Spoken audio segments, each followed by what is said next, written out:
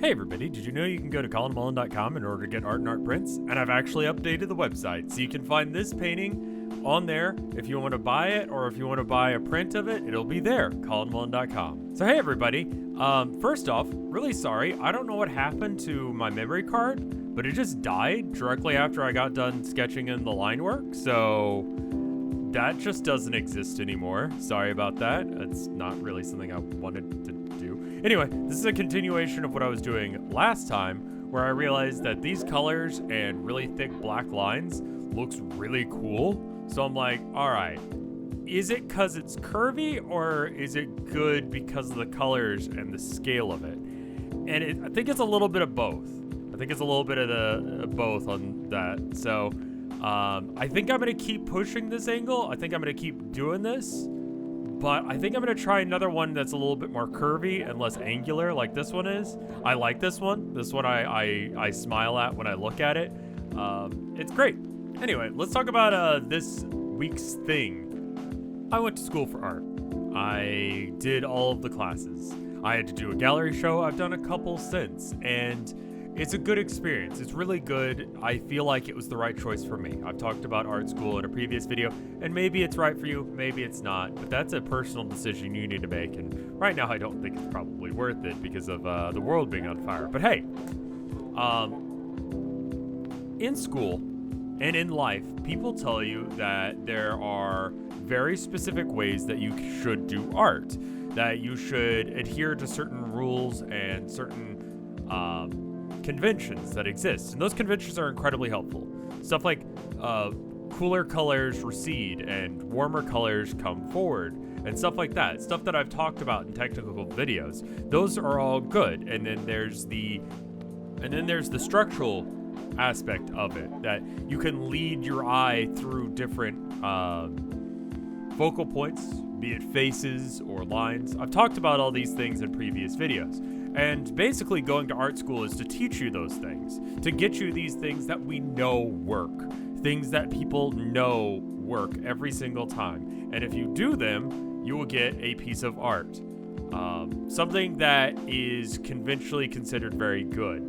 And that is a way of doing art. Well, what I'm going to be telling you guys today is the penultimate.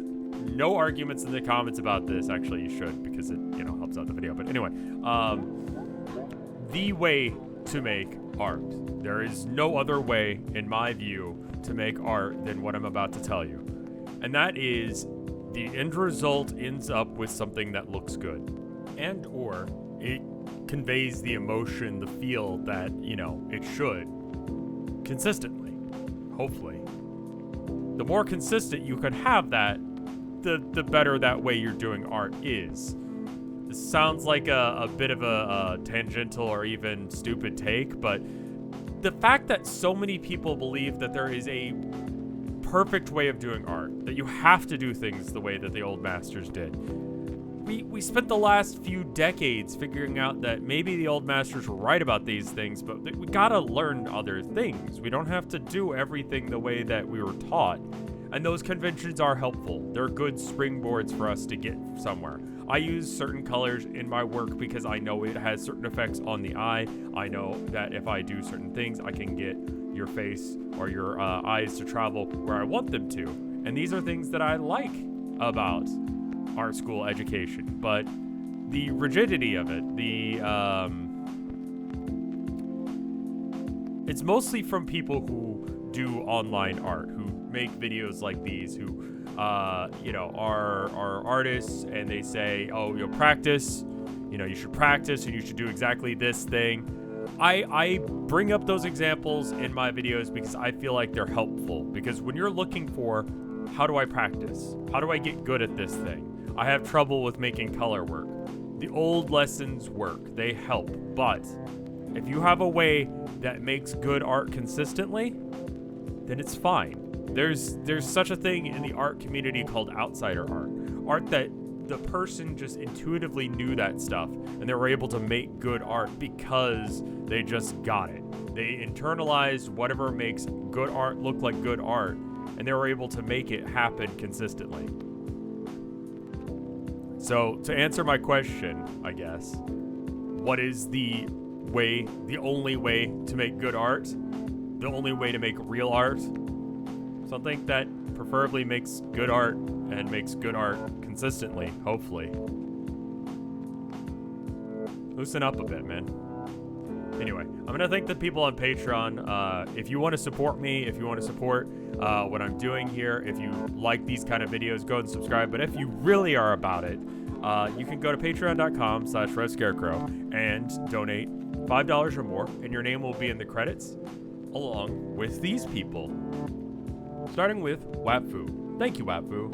Thank you, Top Houndour. Thank you, Targo. Thank you, Spencer Kane. Thank you, Orthogonal Caster. Thank you, Mortibus. Thank you, Micah. Thank you, Maliciousness. Thank you, Lost Nevada. Thank you, Kayla Hollinger. Thank you, Katana Squirrel. Thank you, Josh.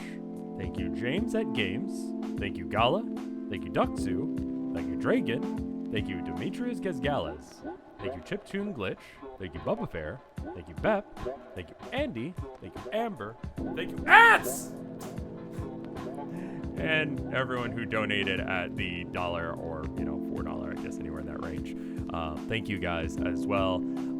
It's really cool that I get to do this, and it's really cool that you guys are enjoying the ride along with me. Thank you for watching. I'll see you in the next one. Have a good day.